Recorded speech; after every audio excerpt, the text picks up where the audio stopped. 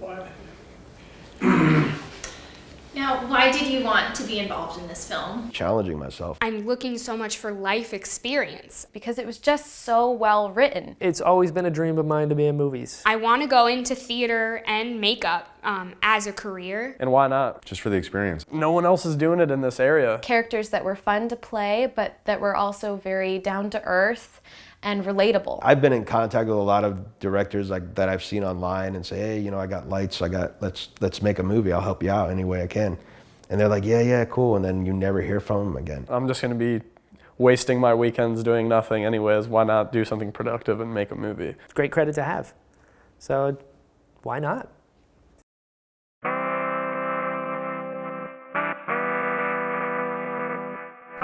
I'll make this quick. As a kid, I made lots of movies. Lots of movies.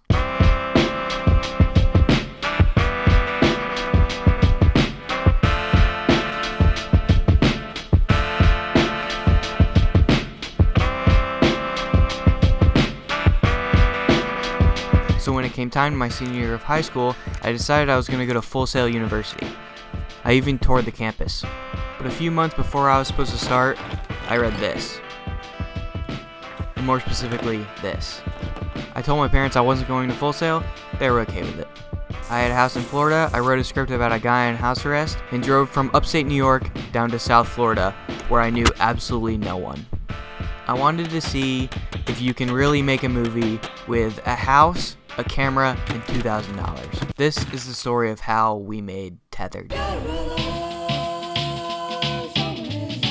Chris, I met through my business partner, Dimitri, who's also the other producer, and my nephew. He was online looking for people to help him in this adventure.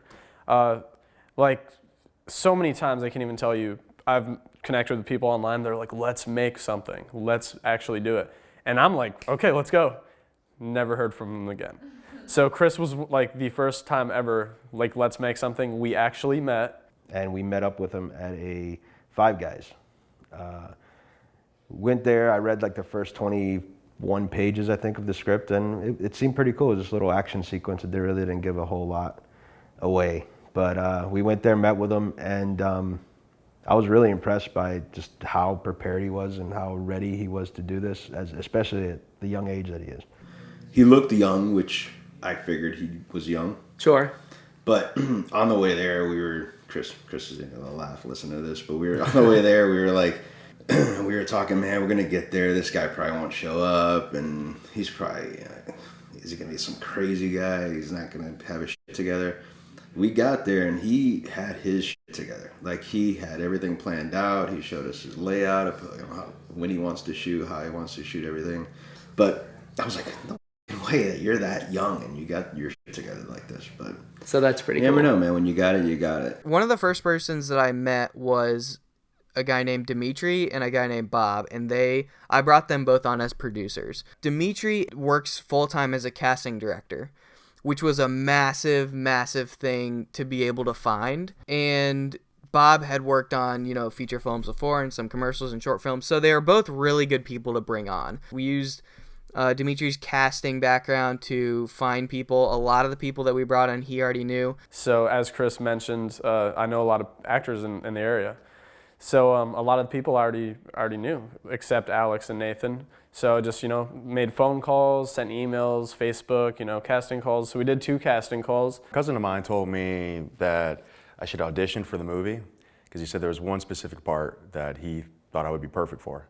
So I told him, yeah, sure. I mean, personally, I didn't think I was going to get it at all. He killed it. I mean, he plays a good bad guy. I know he hates it, but he plays a really good bad guy. And he did this Angels America monologue, and it was really good and intense. She came this close to getting life. I pleaded till I wept to put in that chair. Me. I did that. I'd have pulled the switch if they had let me. Why? Because I fucking hate traitors. Because I fucking hate communists. And after Chris saw that, it was game over. He knew that he had his villain. Well, that's just it. You can't trust anyone these days. Can you, Jay? Alright, my name is Brian Balance and I'm auditioning for Q. The casting call was at a restaurant. It's called Buffalo Chips. And the casting call was at like, I want to say 7 in the morning. And I work nights. I work 7 nights a week. So what I did was I got off work at 6. And Dimitri Blanco, the casting director, he'd casted me in a TV pilot before, so he told me about the audition. And when I read Q, I knew he was great for it. Bobby actually mentioned it as well. And it was really Bobby's saying to me, like, tell Brian, make sure he's there, because this guy will be Q. He is Q. Everyone kind of brought a little bit of themselves to each character. When I read Q, I knew Brian before, and I thought to myself, I go, this is Brian. Like, Brian would be perfect as Q. I got off work and I was like, why not? You know, got nothing to lose about it. So I went to 7-Eleven and I got this like giant coffee, and I put like 7 creamers in it, like the Almond Joy kind, because they're great. And so by the time I get there, I'm sleep deprived because I've worked all night, and I'm hopped up on coffee. I'm not nervous at all because I'm like, I got this. I'm worried about Jane. I bet he hits her. Q. What? I bet he does. She's not going to say anything, but that doesn't mean it doesn't happen. I mean, she's a lot tougher than she lets on, but he's a big dude. I actually remember I was sitting at the stop sign, and I got the phone call from Chris, and I was like, oh, what's he calling me back for? Because it had been a couple weeks.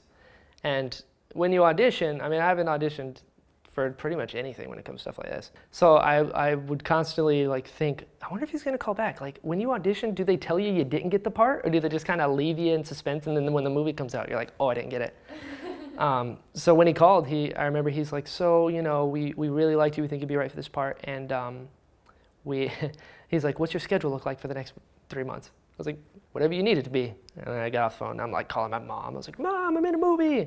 Call my girlfriend, everyone I know. I'm like yelling out the window, listen, I'm in a movie.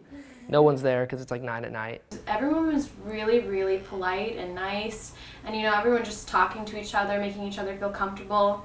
I got the script, I read through it a couple times, and then I just went up there and did the casting call. Jane goes through a lot of different emotions throughout the movie, and when I was casting her, I knew that I needed someone who could be equally upset and depressed as happy and excited.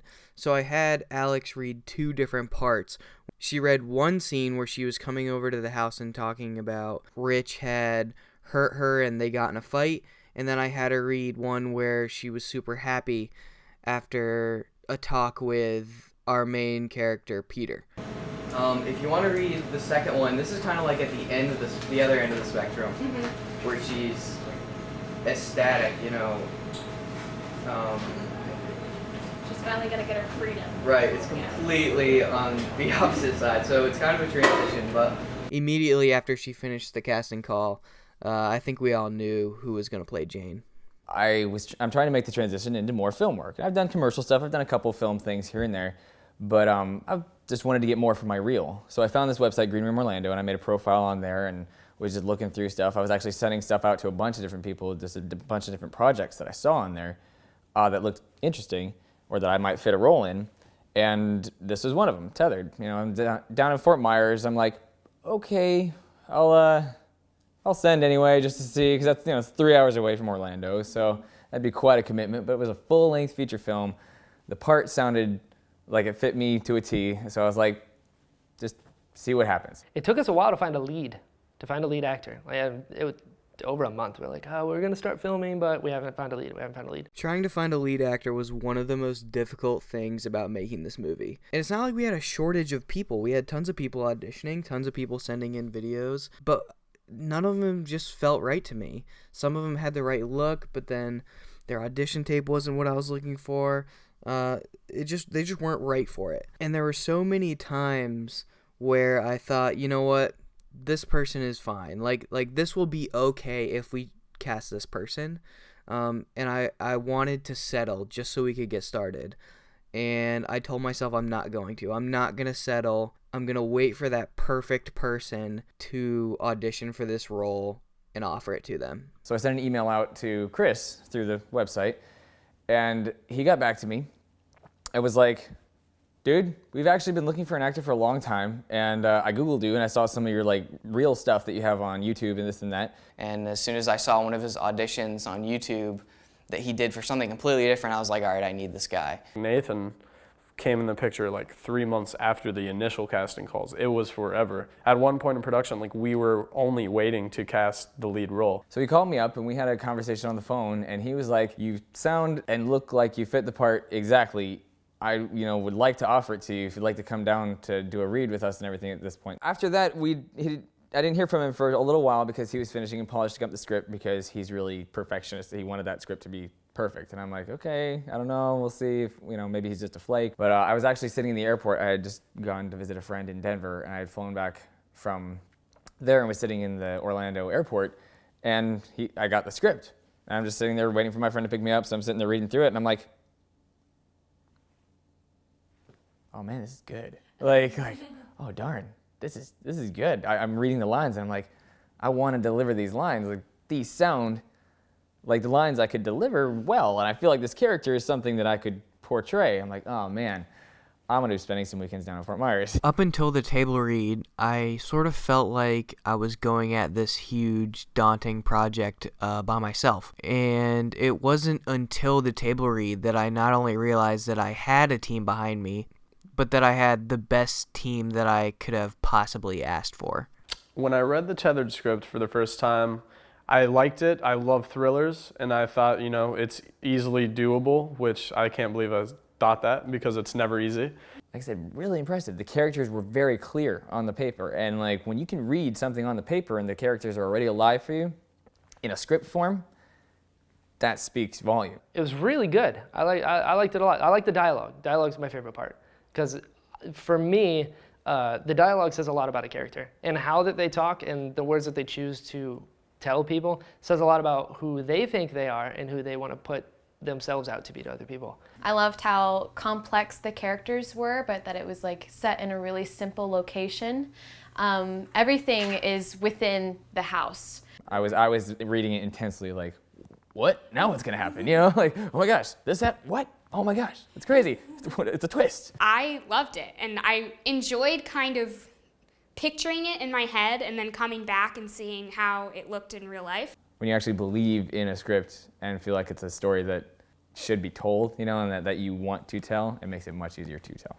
And it was like one of the first drafts though, so of course I'm just sending Chris notes. Oh. Hey, Chris, your clap like, bro. How was it? No! It just was up. You expect us to work under these conditions? Dude, it feels so awkward. You're telling me. You're good. You're doing Try good. wrangling yourself. It's weird. I know what I want to say, but I'm like, I can't say it. Hey, Chris, Right? It's like, clamp it lower. Peter's nuts. Why didn't you? Chris said he would cut my dick off. Yeah, so then we got together for the table read, and I made sure to show up early because I wanted to just sit down and talk to Chris because I knew he'd be there, and I wanted to just kind of get a feel for who he was. Sat down with him and was talking about the script and everything, and he's telling me where he comes from and how he was inspired to write the movie and how he's been working on it, and I was very impressed with him, period. And then everybody else shows up for the table read. Everybody's very professional. The crew, the cast, everybody just seems on their game. I didn't realize that they had been working on this for so long and they hadn't been able to find a lead actor yet. And I didn't realize that I was just like the missing piece out of this puzzle that was gonna actually make it happen. So as I'm figuring that out, because I'm like, these guys are together. They've got their stuff figured out right now, and I was just plugging in. And the table read, they casted Nathan already. And I was really, really nervous because in the script, we're best friends. And I was like, oh, what if I don't connect with the guy? Like, what if we have conflicted personalities? What if he's a dick? Like, I don't know. So I remember driving up and being like, oh man, I was just so nervous. And I'm reading with these guys, and Danny doing Rich, who was fantastic, and Brian as Q, like they were just excellent. And I was very impressed with their abilities, even though apparently none of us have a whole lot of experience on screen. But it still seemed to go pretty well, and everybody seemed to mesh pretty well. And I saw a lot of potential in us working together. What's wrong? Peter gives Q a sorrowful, exhausted look. Peter flips a switch. It was just really cool to see this thing we've been working over. By that time, it was like 4 or 5 months into it, just pre-production, and it was really cool to see people bringing it to life for the first time. And I was just the producer, like I didn't even write it. It was cool for me, so I can't even imagine how it would have felt for Chris. Like he literally it's his baby, and people are bringing it to life right in front of him. To stick it in the first scene where it's just Peter and Jim. Yeah. Just mention. But it was just cool to read through the whole story and finally, because you could read it yourself and you get an idea of the story, but when you hear different voices and the actors doing their voices, it's like, it's perfect. I was like, wow, this is good. Now I'm really excited. I wanted to shoot the next day. First day of shooting, you pumped? First day of shooting, so pumped. So pumped. Yeah. Okay, did you have your phone, sir?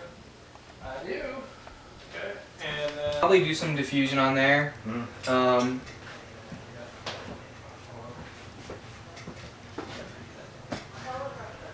Yeah, that's good. Let's go even. You want to go back? Yeah, let's go in between those two tables over there. Watch the fan. I feel like this isn't centered, but it says it is. Okay.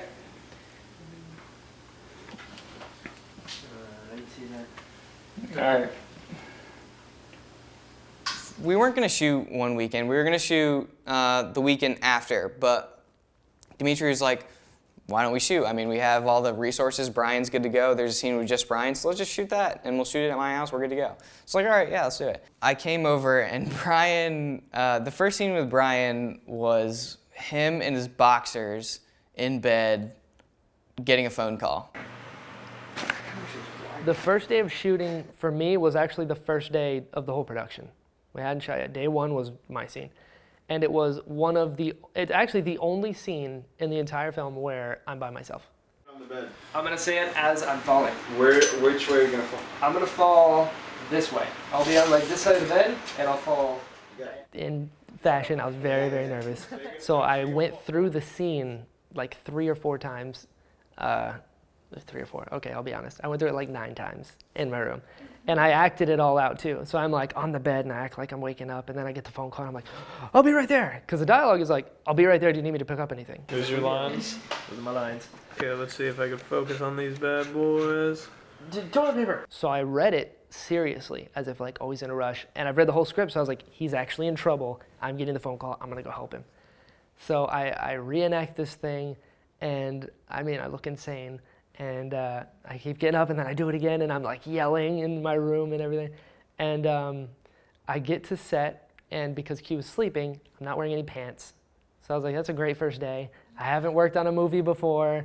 I didn't realize that when you're in a scene, you know, it's the actor, sure, but there's a crew of people as well. So you're in this tiny room with equipment and people all around. But I remember right before we start filming, I was like, any notes? Like, just let me know so I can give you what you want. And Chris goes, you don't care.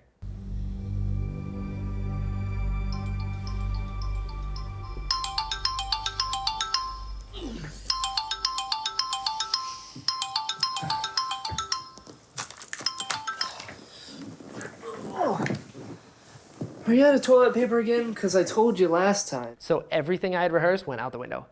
Right before we shoot, it wasn't even like, hey, rehearse a little bit, we're gonna shoot. No, it's the camera's in your face, lights are on, people are ready. He goes, do it differently than what you practiced. So I was like, oh no. Roll camera and action, Brian. If this is around the toothpaste, I'm not gonna pick it up. Let's go from 1 to 10. All right, yeah, I'll be right over. It's gonna take me like an hour to get there though. You need me to pick you up anything? Food, not food, comics, tampons. Okay. Mom, I need a car! That was good. I really like that shot. Yeah, that was good. Putting pants on is really hard when you're on a bed. It was a good way, it's like jumping into the deep end. You know, it's like, you're not wearing pants and everything you thought was wrong. So let's make a movie. How did it go? How did the first day go? It went pretty good, man. Shot half a page. Took like 2 or 3 hours, but it's expected with the first shoot, you know? How was my water? Brian. Yes, sir. It's your first day acting, technically. I mean. Yeah. How'd it go? Well, I got my nude scene out of the way. Yep. It was a great time. It's a great time. Yeah, we're not gonna release this audio.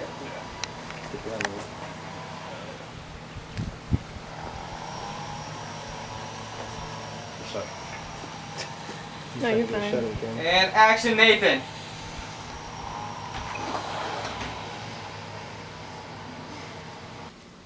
Okay, on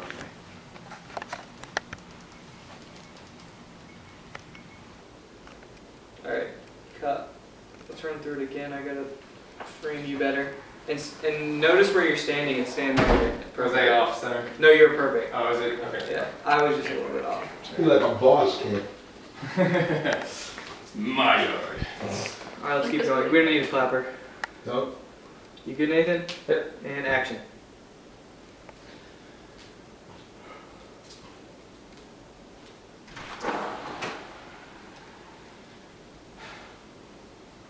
Cut. I liked filming the dialogue scenes where I could really take my time lighting everything. So we shot outside by the pool with Brian and Nathan, and I could, you know, put up my blue lights and make it look like they were sitting out by the pool. That was really fun.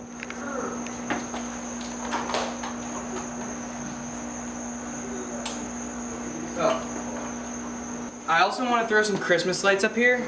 Sweet. On the fan, and we're gonna have to move that. This is gonna be the lighting for the first shot, just this. Just that, nothing else? Yeah, and I'm gonna do some, I'm gonna do wide for the first one. Actually, we would probably bring some lights over here where the camera's gonna be and shine blue as much as we can. Okay. Just to get any kind of blue so that it matches the next shots. Gotcha. Cause like, now I'm kind of worried that it's not gonna match up. Oh, with the shot we did the other night? Yeah. I gotcha. And I want it to look just like the shot that we did the other night.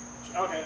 You know? Yeah. And now that we're having an establishing shot of seeing them, we know where the light's coming from. Yeah. So either way, it's not going to be as dark, it's not going to be as blue, but I still want a lot of blue. Match it as best. I want as much blue as we could possibly get.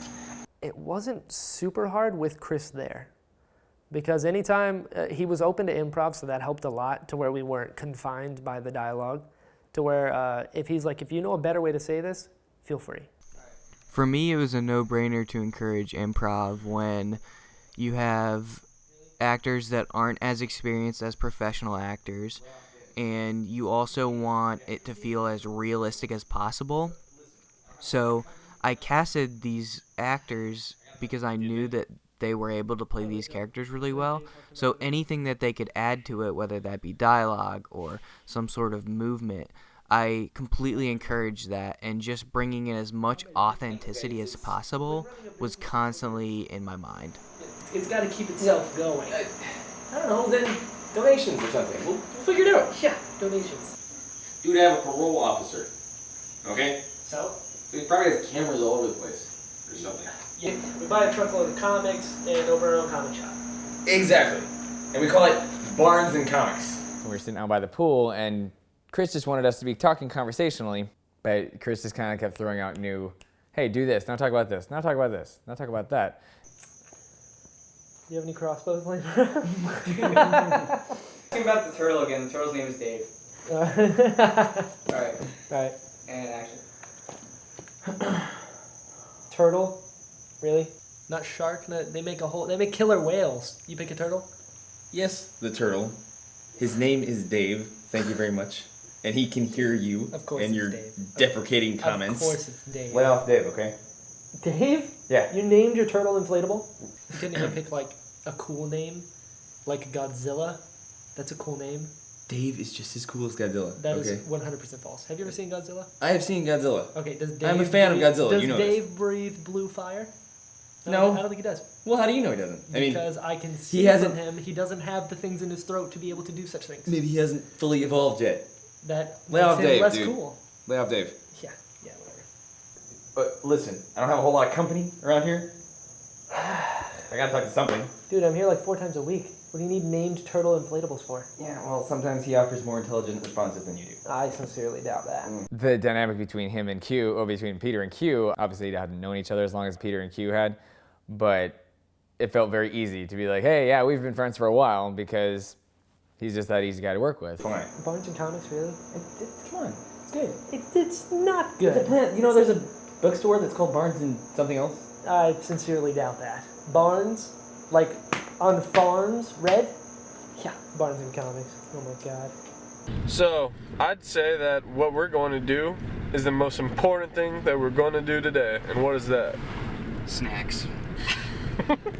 What up, Bob? How you feeling, Bob? Feeling good. What day is it? 5? Yes.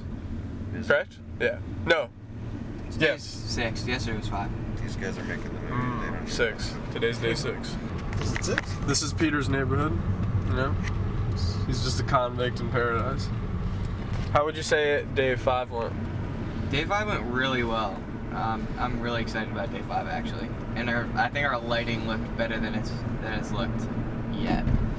And what was your favorite scene that we shot, or your favorite part about day 5? I've been wanting to shoot the pool scene forever. Like, I've been looking so forward to shooting that mostly because of the lighting, but also I like the dialogue in the scene, so I was really excited to get to shoot that. Each day's been getting a little easier, I think, now because we're coming together as a crew and, you know, kind of gelling and everything's clicking quicker. We're getting sits set up faster. So, yeah. What's been your favorite scene to shoot throughout the whole process? What we've shot so far? Yes. I like the outdoor scene we shot with Peter and Jane. That was cool. They did really good in that. Like, their performances in that scene, I think, were the best that we shot so far. Right. Yeah, I loved how everything was lit. Yeah, I think that both Brian and Nathan and Alex have really good chemistry. But the tough thing about last night was that we went to bed at like 4 and now we're waking up at like 8, which is pretty tough, but other than that, good to go. That's why we're going to Dunkin' Donuts. This is sponsored by Dunkin' Donuts. America runs on Dunkin'. That's what those fried. When he says "will it" at the end of his line, cut him off and say "all right" and stand. All right. All right. Yeah. All right. It's actually really good. When you say let's not get into it, it doesn't involve him. Don't make eye contact with her. Kind of be like messing with your food or whatever. And then after you're not making eye contact, stare at Peter.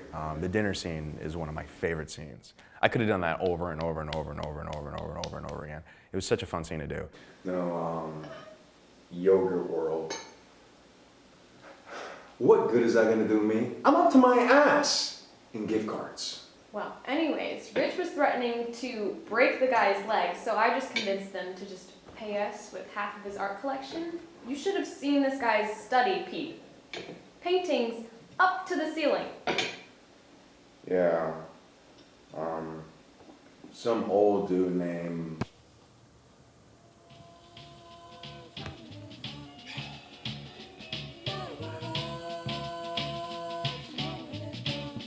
Peter is an awesome character because he's actually not too far from who I am naturally, so it was very easy to kind of get into him. It's just he has a lot more extremes that he goes to. Like because he is at the beginning a con man who has all of his stuff together and he's ready to go, and you know, he plays this stuff out, super slick, all that kind of stuff, but he always has a sense of humor about him. And then when he's stuck at home, he's just a complete slob because, you know, it's one extreme or the other kind of thing. But he always has that sense of humor about him, that sense of sarcasm, that lighthearted kind of feel about him. My biggest thing was all of the different emotional highs and lows that he goes through in this script was trying to figure out exactly how Peter would deal with that, because he seems so laid back with this, but these are situations that nobody is going to be laid back with, you know. So how does somebody who normally can take things in stride, where does he go when something really crazy happens?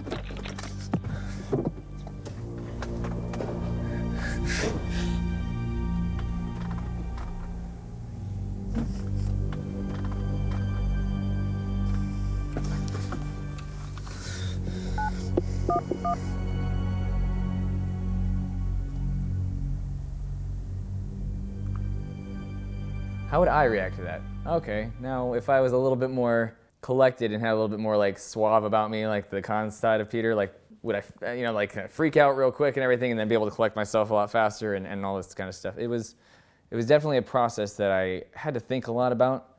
The difficulties that Peter goes through is portrayed really well by Nathan. The amount of emotion that he has to pull out for each scene is incredible.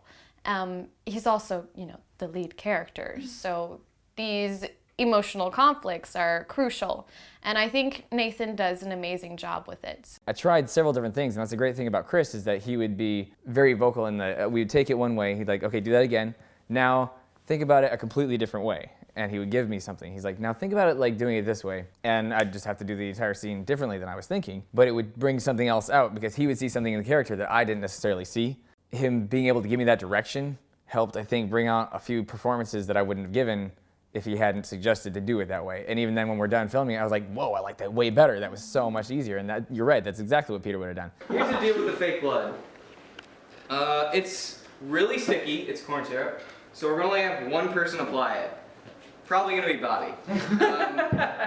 You say it's really comfy in there? Right about, yeah, it's really comfy in here. Are you gonna take a nap? Yeah, goodbye. So yeah, this is don't wrap up too method tight. acting.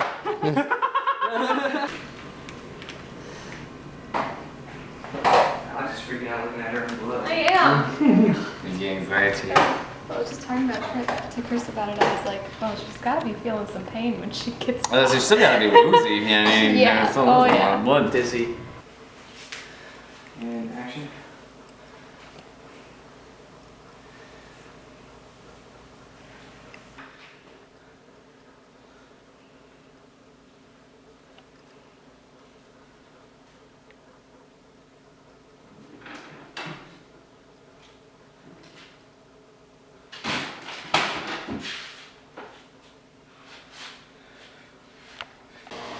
Are you using soap?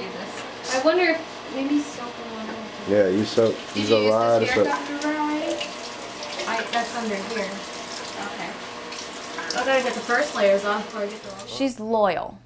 She really loves to make people happy, make people feel comfortable. She loves friends and family. She's a very lovable person. She likes to have fun. She likes to laugh a lot, and she's a bit of a girly girl, but what I sort of call her is like my plain Jane, where she's like a very simple girl, not really that high maintenance. So obviously I wanted to get in her mindset, and the way to do that is figure out what are her tics, what are her dislikes, what does she like, what makes her connect to these other characters. She's able to go from fine to just bring on the tears and feel the emotion. I've read the script and I'm like hugging a pillow, like I feel so bad for her. Working with Alex on the intimate kind of scenes and the little love story that plays between them, it was very easy. She picked up on all of the stuff that I was trying to do, and I really do feel like the characters have chemistry on screen. I hope that they do. The whole leading up to it, where she's very down in the dirt and she's trying to really figure out, how is she gonna keep her life afloat? How is she gonna keep growing as a person, realizing that she's gonna have to sacrifice something, and that being her husband. Making something out of nothing, that's not easy to do, and just put it out there like you're not afraid of anything. Because it felt like there was, while we were filming, it felt like, hey, this is something I could really see happening between these characters. Ta-da. I still don't know how you do that. No, it's not that hard. I mean, a couple algorithms, some basic math, any idiot can do it. Q, I judge a lot by dialogue. Like almost my entire performance is dialogue. Based on what he said, I could gauge who he is as a person. He's very, very smart. Like he's smarter than everyone else, and I can say that. Yeah. And as such, he sort of talks down to people because he sees them as inferior intellectually. And when I thought about that, I was like, all right, if I think I'm smarter than everyone else, how am I going to convey that? And it's a lot of like, yeah, like, come on, you didn't know that? Like there's a line we did, I don't know if it's gonna make it in the movie, I really hope it does, with me and Nathan, and I talk about like ripping off a veterinary clinic. And he's like, well, like an animal doctor? And my response is, yeah, like an animal doctor. And just that line right there was like, okay, this is his best friend, and he's still like, I'm surrounded by idiots. But in like a loving sort of way, like he loves Peter. So it wasn't hard because we're similar. Me and Q are very similar, but also different in that he's kind of more of a dick than I am. He's not as nice as I am because he's always working on something. He says that he's not like Q, but they're very similar. They're both geeks. They're very passionate about what they love. Q cares about Peter like it's his own blood. And Brian is that kind of person. If he loves you with all his heart, and he's just a very sweet guy. He is the funniest guy that you will ever meet, and I hope that you can meet him because, I mean, he makes everyone smile whenever you're around him. He's just such a happy guy, you know, and I don't even know if he really tries to make people laugh. It's just him, you know, being himself and hilarious. Brian, tell me what you're doing. I'm signing my life away.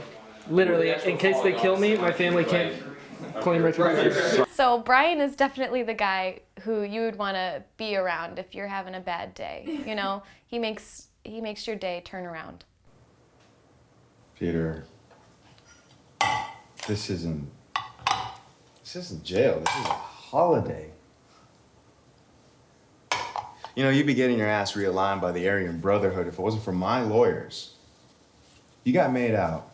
I don't want you shit. I think I just went with what I would do if I was in his shoes. That was it. I mean, at first I was trying to base him off of someone, and I was telling the director, you know, is he particularly based off of anyone? And the director told me, no, not really.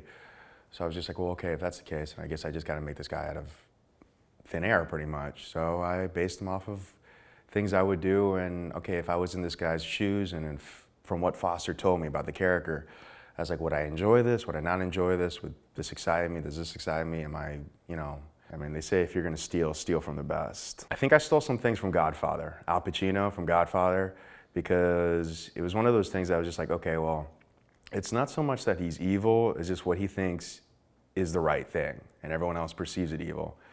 And the other thing I took was Heath Ledger from The Joker. Working with Danny was great. He is an intimidating guy. Like, he gets onto his Rich thing, and it's one of those like, okay, we're acting, but yeah, I'm a little scared right now, because I know you're not gonna do any of the stuff that Rich is gonna do, but you're sure selling it pretty well, you know? I would say if you talk, I'll let Q live, but I have been wanting to put that little run out of his misery for quite some time. Because Rich, like I said, had to pull a lot out of himself to get to those emotional, like he is a villain, but he's really, you know, a victim in some part of this.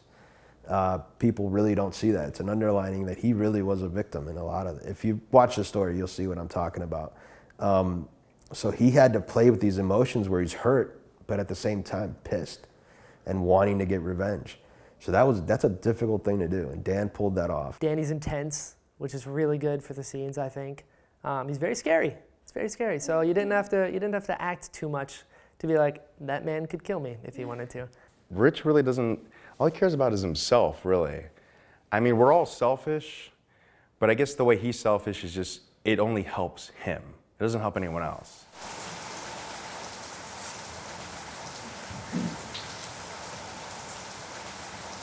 Flush, you wanker. Yo. And that was the first time, and it was like his crew playing cards around the table. That was the first time that I was like, yeah, man, the way these guys are talking, like these are criminals. But like when I was recording Rich's crew, I was like, wow, this is the crew that I would hang with. Even though it's morally bad, I just would be with that crew. Like that's the crew that I would hang with because they're cool. He's a director. Right. I see what you're saying. Which is huge when you need to be. I think it's I want to. One of the most important rules when you're making a movie for no money is to never ever create scenes where you need to shoot outdoors and scenes where you have to shoot at night. Of course, we had multiple scenes where you had to shoot both outdoors and at night, where we had to deal with things like rain and broken lights and the 20-minute battery life on the camera. I think whenever we were shooting outside, we saw the most problems while we were filming. What are you doing? I'm driving your car. No! Okay, check out this lighting. First of all, Danny is right here. This is pitch black outside. Guess how we're lighting this? 2 iPhones. That's how you indie filmmaker right there. With Brian over there smiling like a creeper. And not only that, but we have this car lights, which makes it look like, hopefully this isn't giving anything away. Oh, hold on, boom. Will do. How's that look? Looks great. And now what's something that went wrong that you wish would have went better?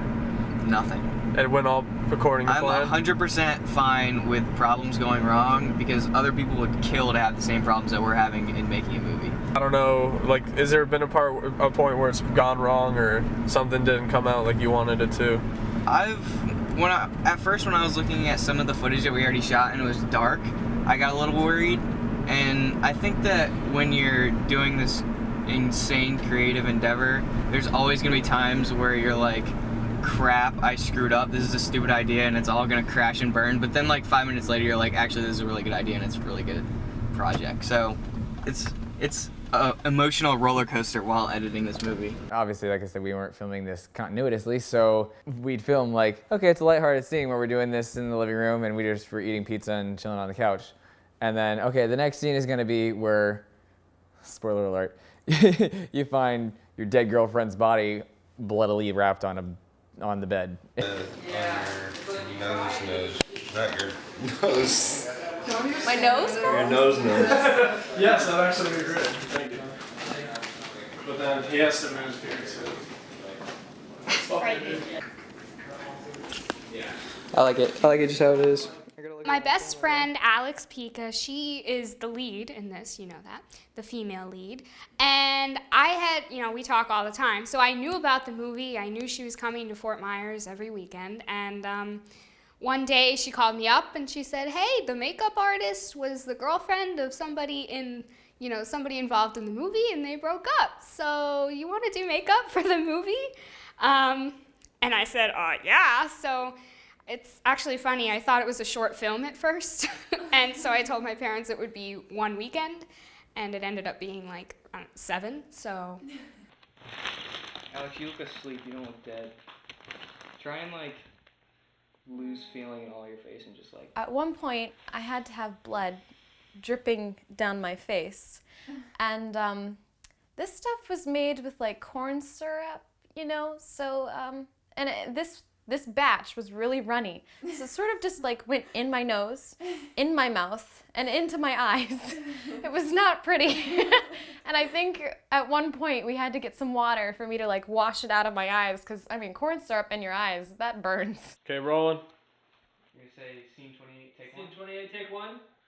I have to be ready to register shock and sadness and he's going through so many things, and that was, like I said, figuring out how his character, even maintaining his consistency throughout the film, how would Peter that I've been so far, and that was not too far into the whole shoot that we were doing that, like some of these emotional scenes.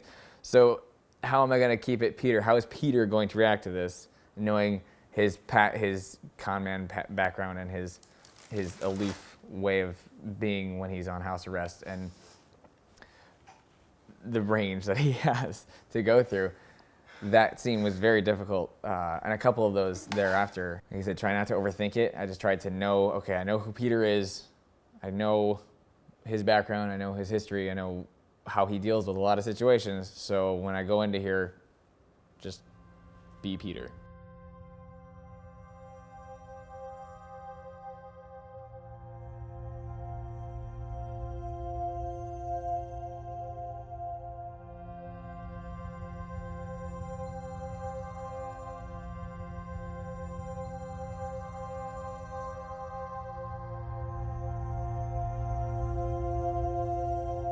But Chris let me take that several times and react different ways, like just not registering it, just complete shock, complete breakdown, and hopefully it'll come together in a way that, or edit together in a way that seems realistic.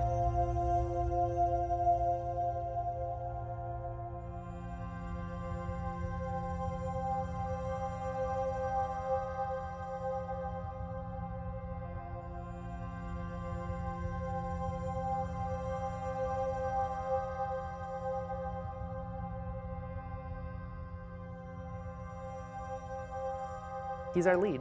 He's the leading man. He was so perfectly casted to where I feel like if they had casted somebody else, they would have had to try and just like embody like this is the leading man, but also he's very personable and he's just a dude, and Nathan nailed it.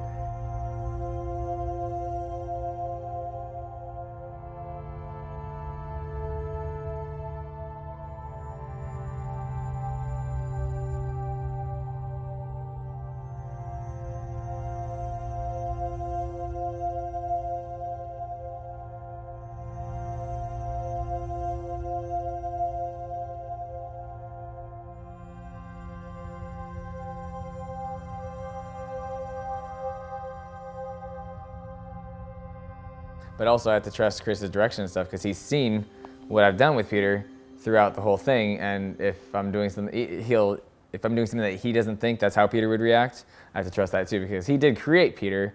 I'm bringing him to life, but he knows just as well as I do what is going on in Peter's head. So if I'm not like getting that across what he thinks I should, being able to change that at the drop of a hat that was a challenge too, but it was a good one. Today is August 11th. The house is getting rented out at the beginning of September.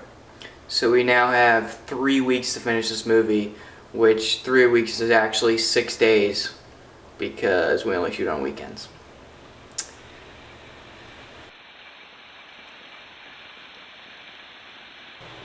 This weekend we have a outdoor shoot.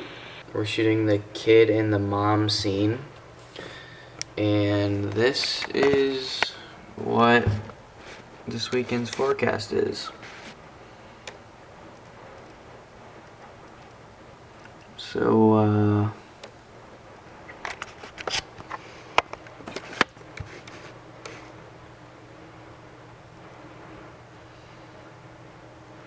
rain. I had to cancel the shoot today because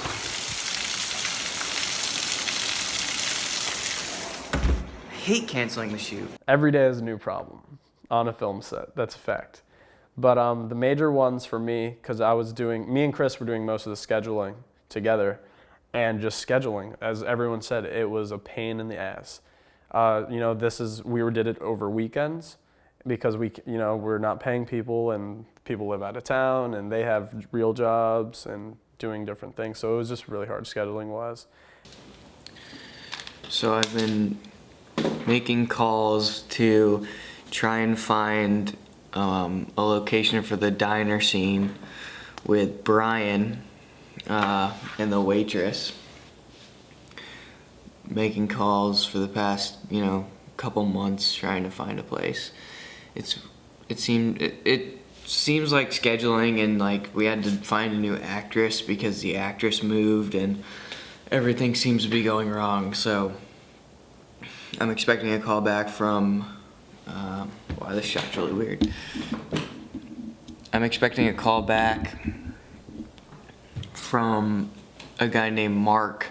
He's somehow involved with and I'm trying that out, even though that seems like the biggest long shot of anywhere that I've tried to call because it's a franchise. But we'll see how it goes. How many people are you going to be shooting? Is it just two people sitting at a table, or? Right, it's two people sitting at a table, and then it would be me and then two others would be there too, just to help out. Okay, so basically a total of 5 people, and are you wanting to try doing it with people in the restaurant, or with it a little quiet, or? Yeah, we can do it either way, because we can, place a couple people around if there's no one there, or if there are people there, then that's fine too. Whatever's easier for you, really. Thank you again. Have a great day. Bye now. Yes! Yes! Yes! I'm so excited today because we're finally shooting again after like 3 weeks of not shooting. I'm so excited to get back on set. We found a waitress, and we found a location against all odds. I'm really, really excited that we're shooting again. I missed it. I don't know what I'm gonna do when this thing's over. Working with Chris was fantastic, actually. He was a big part of the reason that I signed on in the first place. For as young as he is, he has his stuff together. He has a great head on his shoulders, and he knows what he wants. He has an eye for what he wants, and he knows how to get it. He's just constantly thinking about stuff too, which is another thing that getting to know him over the course of making this film. When we'd be on set and he knew something else was about to happen, you could catch him at any time. He's just sitting there, just looking around, and you'd be like, "So what are you thinking?" He's like, "I want to do this over here." He was always thinking. He always had an idea of what he wanted to do, and he was good about relating it to everybody that needed to know, but was so also open to input. In all honesty, he's one of the most hardworking people I've ever met. If I had a question, I wasn't afraid to ask it. I could be prepared for a sarcastic answer at first, but then he'd give me the real answer, and that's good. He's absolutely amazing, and he's actually the same age as me. I'm 19, he's 19, and he's so young to be so professional at the same time. Like I was talking to him before, you know, he really is the most professional director that I think I've ever met, which, you know, is great for someone so young, which just, you know, only tells us that great things are in the future for him. I feel like I had a better time working with him than he might have with me, because every shot that we took, I was very insecure at first. So the second we rolled cut, I was like, was it good? Was it bad? How is it? It goes back to like, he really knows what he's doing. And it's very freeing to have someone who's in charge that just has it all on lock. And it's very nice as an actor to where if I have any questions, he can answer them right away. There's quite a few times where I'm like, what have I been through? Where are we in the script? So like the very last day of shooting, we shot the very first scene. So there's very like, where am I emotionally? And he's got it right away. You know, it probably helps with having written it. So it was great. I feel like I'm a way better actor than I was before. He's got a little bit of a different style than I'm used to doing, but other than that, Chris is really driven. That's one thing. Like he wants. You can't tell him that he can't do anything, and that's half of the battle. You know, I've seen a lot of guys that say they want to do it, and then when it comes down to it, like when it gets closer, they get a little skittish and they end up not doing it. He pushes himself to get the job done.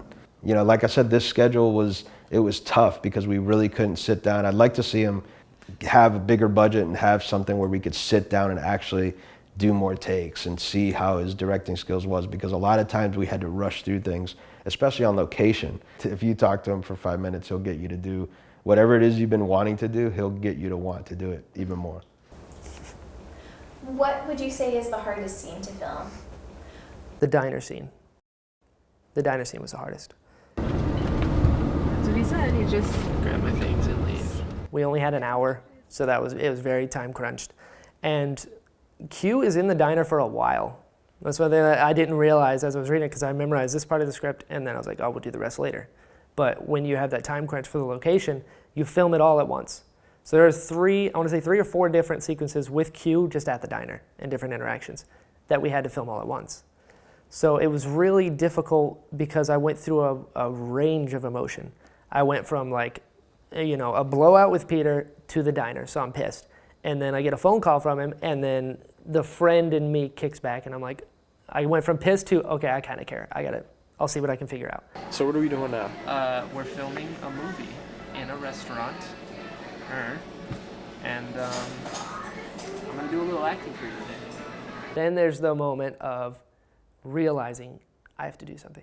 Like my friend is in trouble. I'm gonna go get him. All the while I have to act like I'm in love with the waitress, which I played differently than what he wanted. So it's like 5 different emotional states in a very short period of time, knowing the clock is ticking and trying not to drink all the coffee. So, and like, did I mess with this? And then pretending to solve a Rubik's Cube. It was a lot. It was a lot of things. It was a lot of fun, but it was challenging. We're about to film one of the last scenes with Brian, where we kind of wrap up Brian's character. But not wrapped completely. You should just say all the spoilers and then over the video bleep it. Just pull that for the trunk. What'd you say? I said spoilers. I got blood all over me. No one knew how extreme Rubik's Cube could be until we met Brian Balance.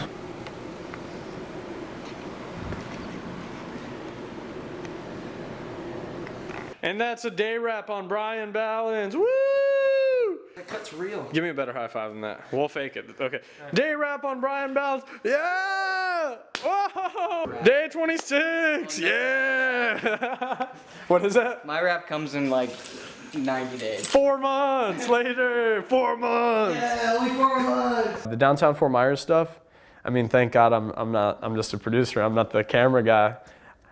I was having fun, but it looked like Chris was having a little bit of difficulty with that as well, just because of the time constraints and, you know, stress. You know, are cops gonna bother us? The hardest scene to film was by far the stuff we shot in downtown Fort Myers. Shoot day almost 30.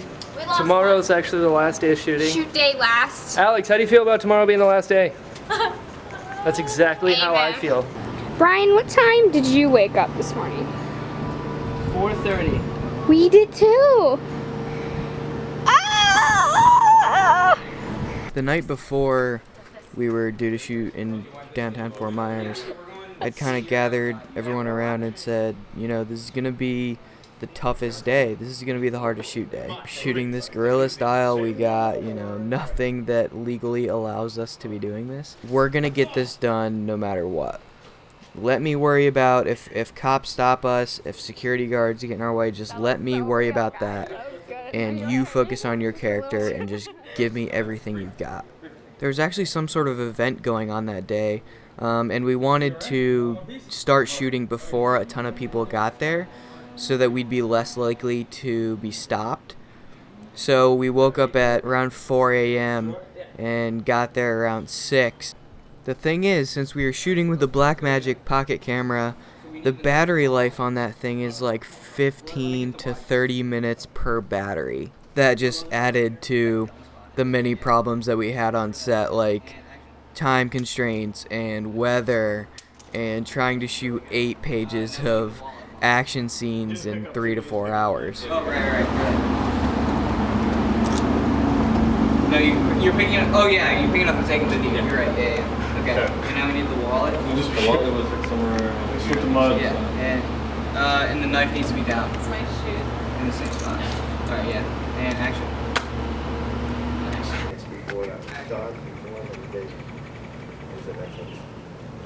Are we good?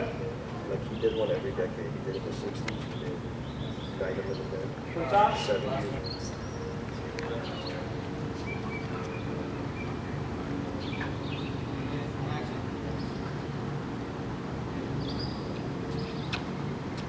We good?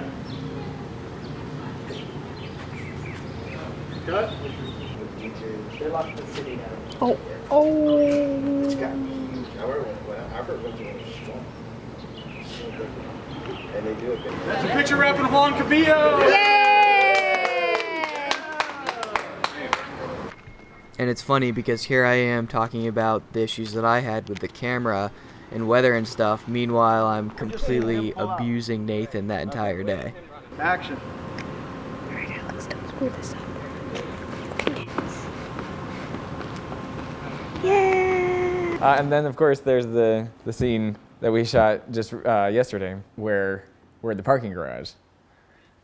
My quad still kind of hurt from that. And action.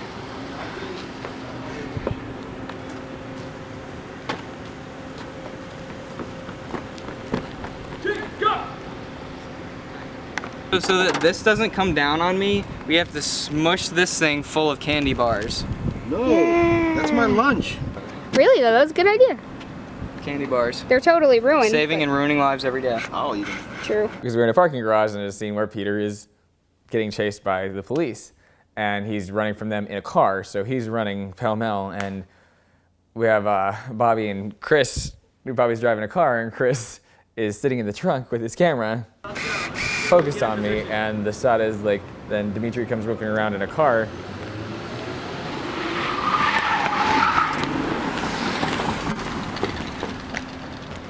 And we shot that like, I can't remember, at least like half a dozen times. And so I'm running downhill too, and that's a whole different dynamic of when you're trying to run as fast as you can without like, because then you have to stop. Yeah, and I'm doing it in dress shoes and pretty much this outfit, which is not really designed to be ran in. But, and it was very, very hot. It's Florida. We had, you know, almost 100-degree heat index and all that kind of stuff. So I'm sweating up a storm and looking sloppy, and it was a lot of fun. Got my workout in on set. The hardest scene to film would have to be the climax of the movie. When everything comes to a head in a living room. All the different angles. It's a small area and you got maybe 6 or 7 actors all in this room. All the action and continuity-wise, where's this person, where's that person? And then there was days that we didn't have actors that were supposed to be there, so we had to shoot around that. Props.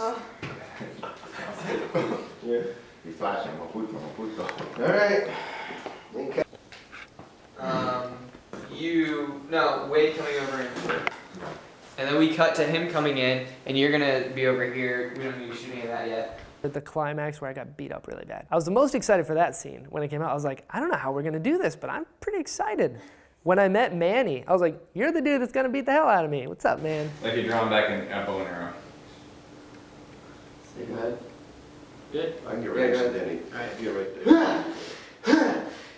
It's a bunch of stunts, and thank God Nathan is a stunt man by trade. So it worked right in. We didn't have to hire a stunt person. You don't even need to move the rest of your body. Just boom, boom. Especially for this, because all we see is really like your arm. Okay. So it's yeah, so that you can extend your arm all the way, and you know you're not gonna hit it. Because I had no clue. I was like, good luck with that. You've got like 7 people, and he's hitting him, and he's getting shot, and good luck. I'm an actor. I don't have to worry about it. All right, thanks. I'm gonna buy a all right, this is what we're gonna do. For punching, we're gonna do like you're saying. For when he's getting his head slammed against the ground, we're gonna lift him up and I'm gonna reverse it in post. That's a good idea. Sorry, that hit you? No, that's okay.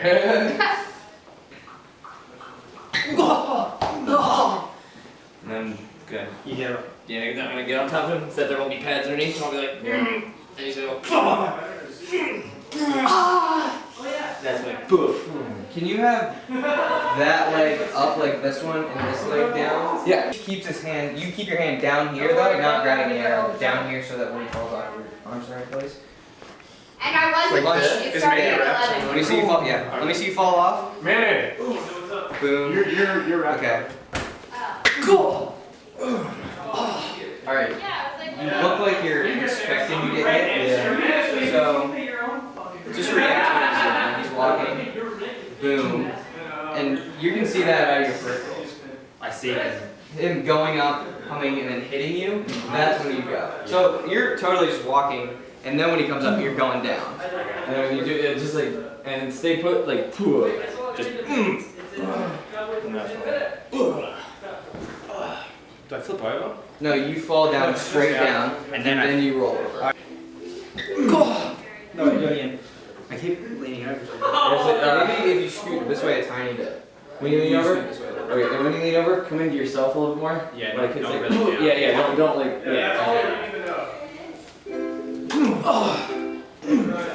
I feel flipping over. Just fall down, right?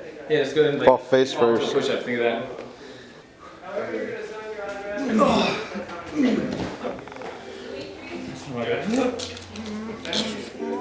I didn't realize exactly how many stunts there were that Peter was going to be doing. And I definitely have left here a couple times pretty sore. Camera? 45H, take 3. And action. Nice. There. Very cool. All Movie right. magic. I remember there was a day when we were filming one of the finale scenes. Specifically, I had to get thrown onto the floor. And I'm like tied up at this time, and I have tape on my mouth and stuff like that, and I'm covered in blood and all this kind of stuff. But I had to get thrown onto the floor, so we had to take that a few times, where the guy actually grabs me and throws me onto the floor, and I'm falling onto a pad. You know, so it's like, it's that, it's what it is. I'm trying not to hit the hit too hard. So I'm going down with like, okay, one more time, okay, one more time, okay, one more time. Famous words from Chris, one more time. 45G, take 2.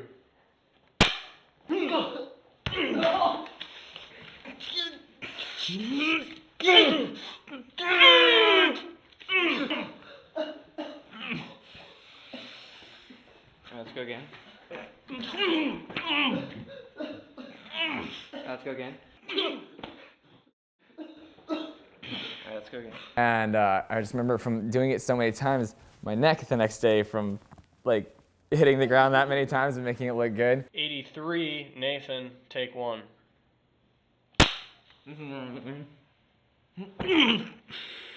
More time. My voice was gone at the end of the day. It took like 2 or 3 days for my voice to heal because I had to scream at poor Nathan. Like I said, Nathan was just being a great sport. Great sport. At one point, he had fake blood on his leg, and I had to put my foot right on top of it. And he had hair there. So every time I took my foot out, I was like ripping his hair out. And I would tell Nathan, I was like, Nathan, I'm so sorry. Are you okay? He had tape over his mouth, so he could never tell me. I, at the end of the day, actually wanted to quit shooting. I really was just, there were so many moments where I was just like, I'm done. I don't want to do this anymore. I'm in the worst career possible. But at the end of the day, everyone told me that it was really good and that they got goosebumps, you know. Hopefully they just weren't being nice to me. So Nathan, how are you feeling today? Ready to get my ass kicked.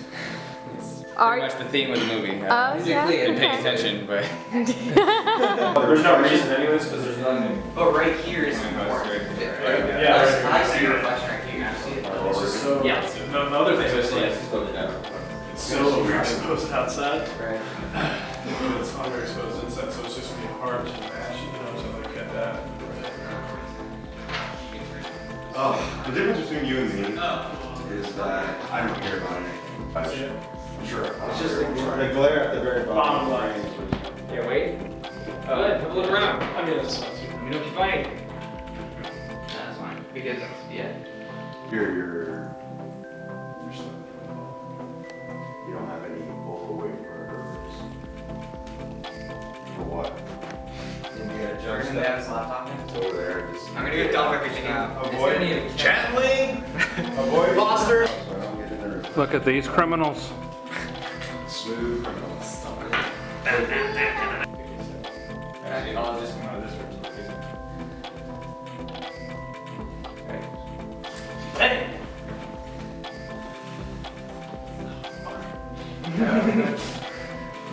Beautiful gaga. What do I say? Not so fast? Oh, okay. Hey! Why do you sit down? Hey Alex, what are you doing? I'm the new slate girl. I've changed professions. We're good. We're good.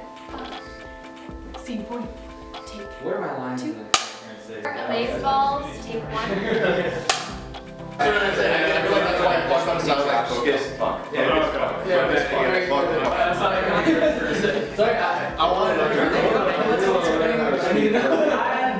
I wish he could give a tutorial, but it'd be a spoiler.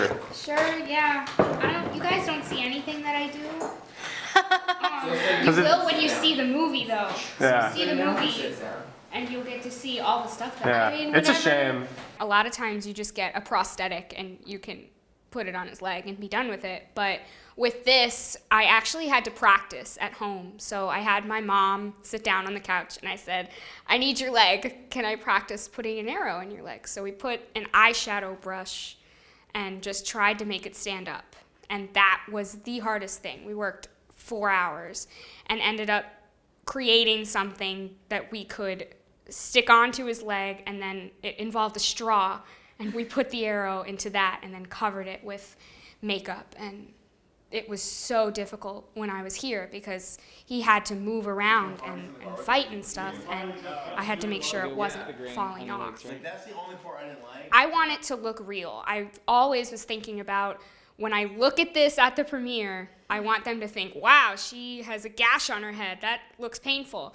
Not, oh, I can kind of see where, she just placed on a cut or she drew it. I think for the arrow in the leg, Carly maybe had, $75 worth of material to use for that one thing, and what she was able to pull off is genuinely incredible. Not only did she make it look real, but she made it so that Nathan was able to literally be moving around, punching, fighting, throwing on the floor, and it wouldn't come out, and she only needed to do minor adjustments throughout the scene. Without her, I have no idea what we would have done to that scene.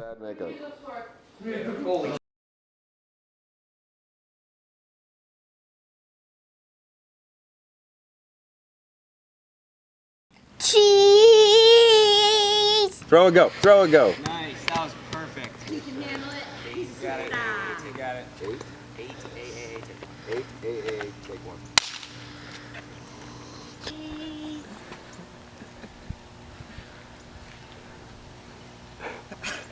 Okay. Go ahead.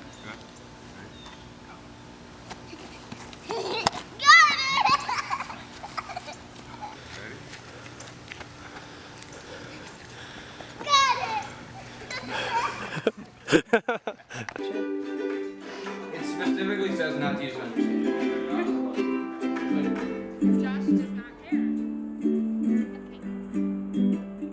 you thinking on the last day of filming, knowing that it was the last day on the set?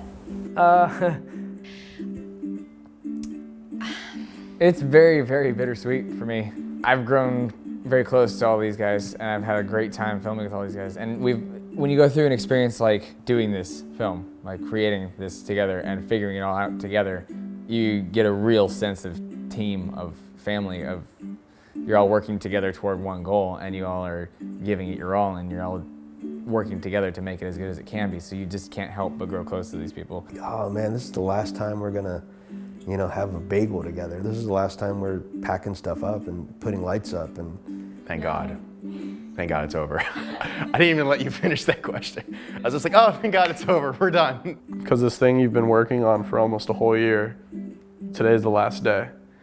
And it was very emotional, and it was really, it was a great day though. I did not want it to end at all. I still don't want it to end. I'm here like nobody's here, and it's so sad.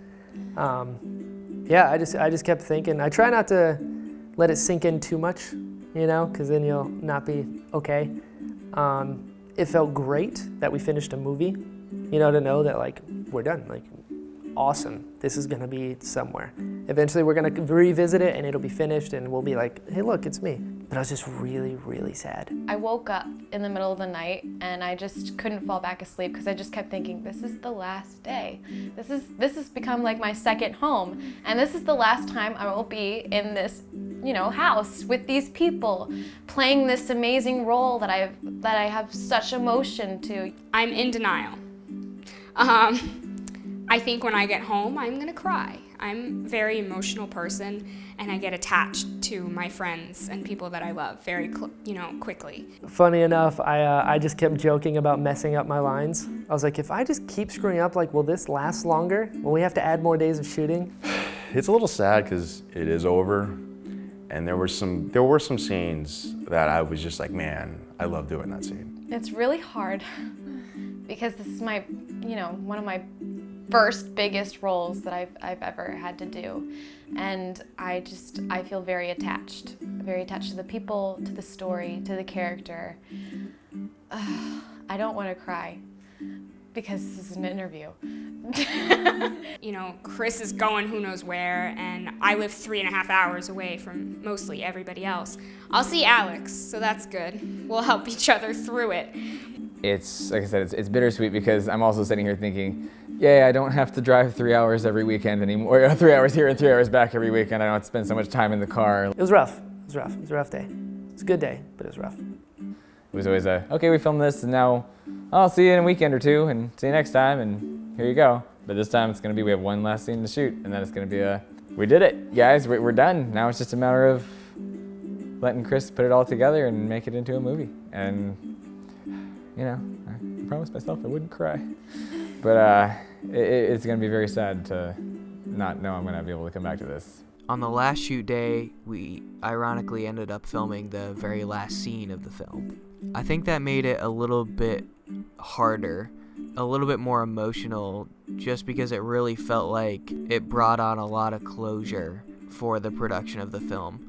More than anything, that entire day, I just thought about how thankful I was for all of these people spending their most valuable asset, their time, on coming together and making this movie. And I genuinely could not have asked for a better group of human beings to embark on this journey with.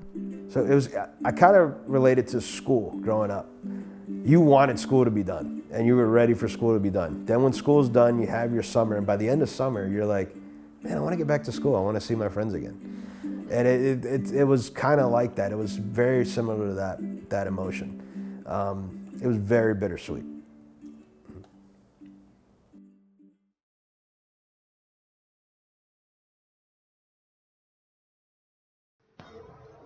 All right, I'm gonna record. So the tethered trailer dropped, and I'm awake now. So. All right, guys. So I'm gonna watch the trailer. I'm recording myself because the director told me to, and that's what good actors do, I think. Me watching the trailer for the first time. This is for you, Chris. Here we go. My heart is beating so fast.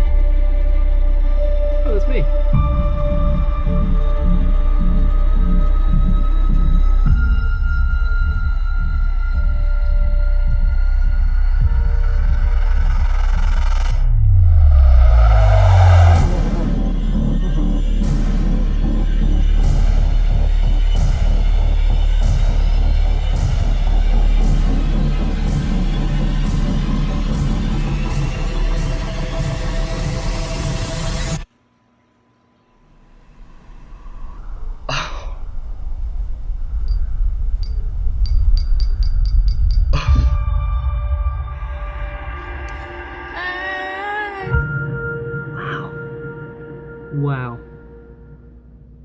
Wow. What a way to wake up. Guys, I think we got a movie. That was so good. So good. I'm so excited. So excited. Chris, everybody, thank you for letting me be a part of this. And we are live. AMC, Altamont Springs, world premiere of Tethered. And you are the director, but I gotta ask you, so how's it feel, man? I mean, the buzz is in the air? It's terrifying. I think the first word that comes to mind. I feel on top of the world that this is finally happening. You guys have made a movie, the trailer is exploding online, everyone's happy. What's this moment feel like, man? Oh man, I'm still trying to take it in. Butterflies in my stomach. Yeah. Nervous, but we're excited, yeah. Oh, I'm terrified. I'm just absolutely terrified. It feels great. It's a little overwhelming as well. I didn't expect it to be this big. It feels great, man. I can't believe how many people are here. It's fantastic. What are you feeling? I'm feeling thankful. I'm feeling excited. I'm feeling so happy to see everybody again because I haven't seen everybody since we wrapped. This is the first time that we've all really seen each other in the almost year since we wrapped. Literally, it's been a year since we've seen each other. It's getting to see family. I didn't know any of them before I went in, and now they're like some of my best friends. I mean, I'm happy to be here. I can't believe it's here. I can't believe it's happening. That's kind of what the theme was throughout making the movie. Is like, no matter what happens, no matter what problems we have, and no matter what issues come up, which there are a lot, we're gonna get over it and keep going.